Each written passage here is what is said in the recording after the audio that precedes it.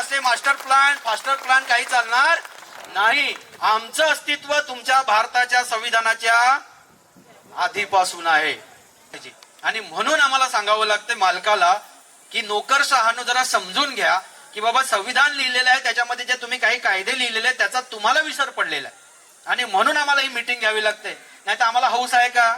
आम्ही नागरिक नाहीत, आम्ही मालक आहोत आणि मालक काहीतरी तुमच्यापर्यंत कागद पाठवलेला आहे त्याचं उत्तर दिलं पाहिजे. म्हणून मीडिया पण त्यांच्या ताटाखालची मांजरच आहे, काय छापायचं ते ठरवणार आहे. ती स्त्री ह्या तत्वाला अभिवादन करतो.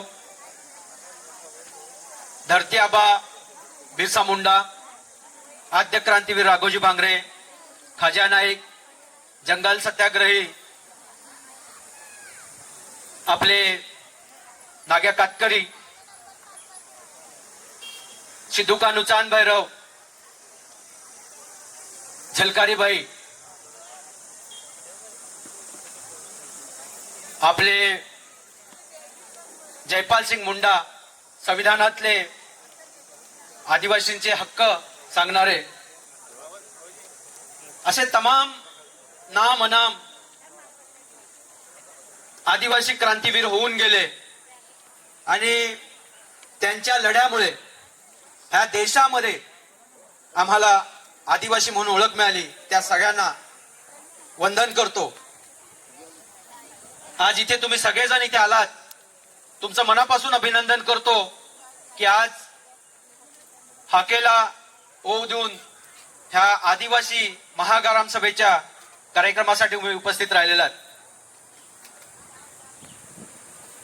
हे महत्वाचं काय आहे हे आपण पहिलं समजून घेतलं पाहिजे आणि आपण काय करायला बघतो, ही व्यवस्था काय करायला बघते.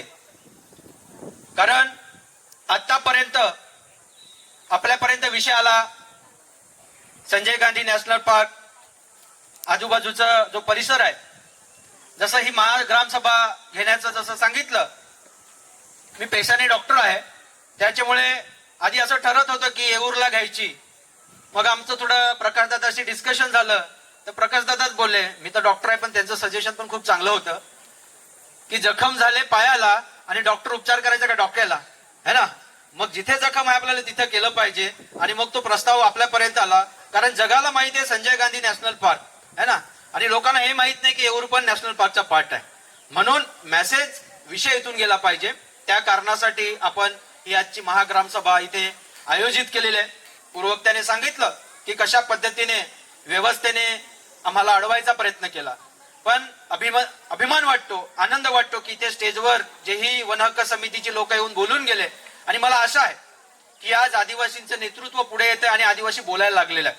आता जसं मी सांगतो की स्टेज नावाची कविता आम्हाला ऐकवत होते की आम्ही स्टेजवर गेलोच नाही, आता आमचा आदिवासी माणूस स्टेजवर येऊन बोलायला लागलेला आणि हे सगळ्यांचं एक विजय आहे असं आपण समजतो आणि हेच रेप आपल्याला कायम ठेवायचं आहे. आणि म्हणून आमची जी पद्धत आहे, आदिवासींची जी पद्धत आहे, सामूहिक नेतृत्व, म्हणून आम्ही स्टेजवरच्या खुर्च्या काढल्या. इथे लहान मोठा कोणी नाही, आम्ही सगळे सारखेच आहोत आणि त्या उद्देशाने आम्ही जे आदिवासी एकता परिषदच्या माध्यमातून चळवळ सुरू केलेली आहे की आम्ही सगळे समान आहोत. थोडंफार शिक्षणाने थोडंफार पैशाने कोणी इकडे तिकडे असेल पण आपण सगळे कोण आहोत?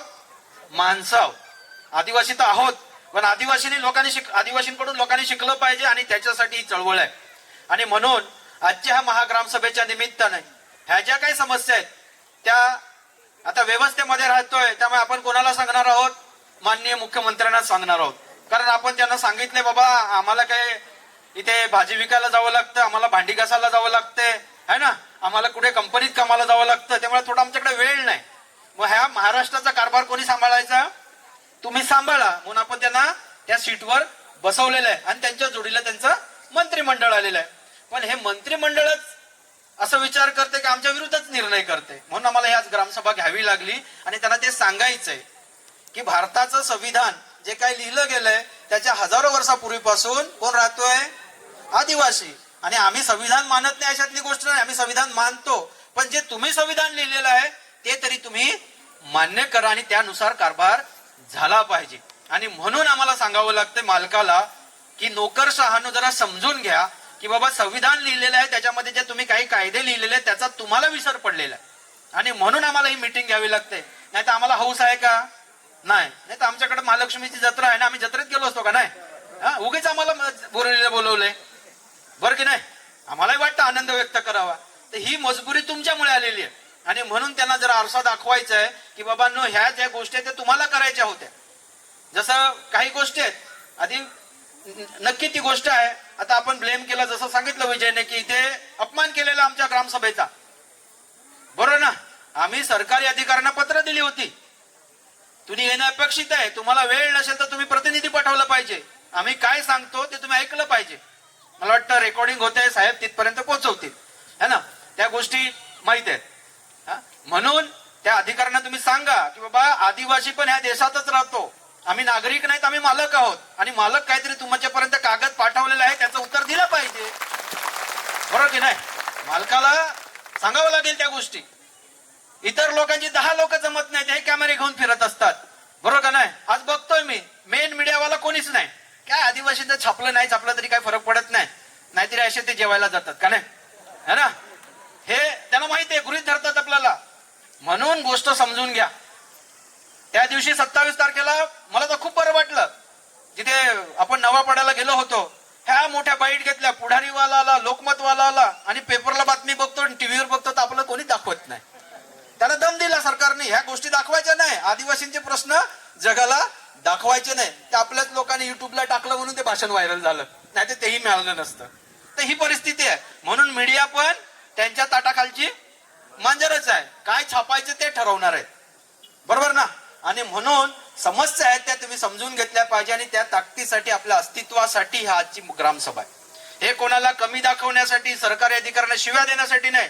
तर आमचं अस्तित्व ह्या आरेच्या जंगलात असेल, संजय गांधी नॅशनल पार्क असेल किंवा बाजूच्या ठाण्यामध्ये असेल, आम्ही आदिवासी काय आहोत का मेलो? आहोत ना? हे सरकारला सांगायचंय. आणि ह्या आदिवासींसाठी ह्या महाराष्ट्र शासना किंवा भारत सरकारने कलम 46 दिलेला आहे, 46 आर्टिकल, आणि पूर्ण जबाबदारी राज्य शासनावर दिलेली आहे की ह्या आर्टिकल 46 खाली जे पण डिप्रायव्ह सोसायटी आदिवासी लोक आहेत, एससी समाजाची लोक आहेत, त्यांचं शिक्षण असेल, रोजगार असेल, त्यांचे जे पण अधिकार असतील त्याची पूर्ण जबाबदारी कोणाची आहे? राज्य शासनाची.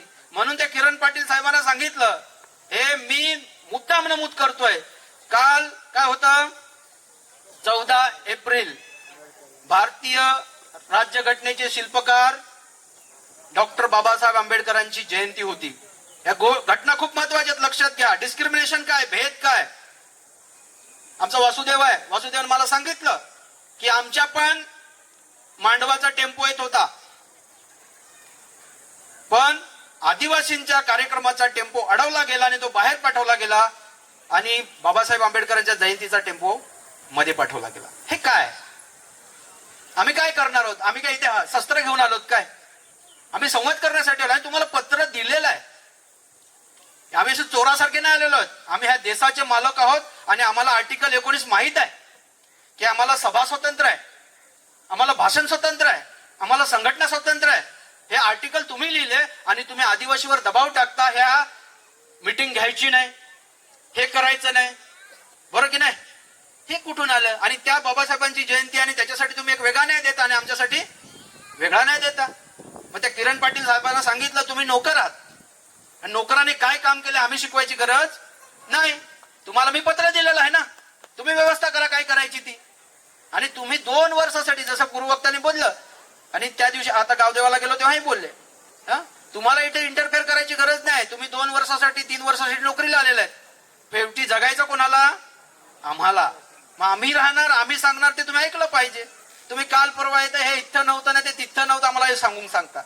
आणि म्हणून ही गोष्ट आपण ध्यानात ठेवली पाहिजे. म्हणून ही काय महाग्रामसभा आहे, ती का करतोय, त्याचा मागचा हेतू उद्देश काय? जसं पूर्ववक्त्यांनी सांगितलं की असं लोकांना वाटत होती की ग्रामसभा फक्त पेसा क्षेत्रात आहे, गावा ठिकाणी, परंतु वन हक्क कायदा 2006 एवढा स्ट्रॉंग आहे की, कारण आदिवासीचं एक्झिस्टन्स आहे, आदिवासींचं अस्तित्व आहे, त्याच्यासाठी ती आदिवासींच्या ज्या ज्या ठिकाणी वस्ती आहेत, मग ती शहरात असेल, इको सेन्सिटिव्ह झोन मध्ये असेल किंवा तुमच्या संजय गांधी नॅशनल पार्क मध्ये असेल, तरी वन हक्क कायदा लागू होतो. हे लक्षात ठेवा. हे असे मास्टर प्लॅन, फास्टर प्लॅन काही चालणार नाही. आमचं अस्तित्व तुमच्या भारताच्या संविधानाच्या आधीपासून आहे. म्हणून तुम्ही आम्हाला नाकारू शकत नाही. हे लक्षात घ्या. कायदा ह्याच्यासाठी बनवलाय आणि सरकार स्वतः कबूल करते की आम्ही आदिवासीवर ऐतिहासिक अन्याय केलेला आहे.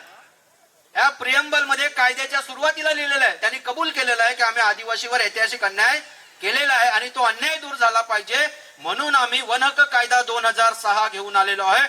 आम्हाला न्याय द्यायचा आहे. म्हणून मी सांगितलं की मुख्यमंत्री साहेब, तुम्हाला काही घटना दिलेल्या आहेत त्यानुसार तुम्ही कारवाई केली पाहिजे. आम्ही चोर नाही. इन्क्रोचर म्हणजे कोण? अतिक्रमणधारी म्हणजे कोण? चोर आहे तो.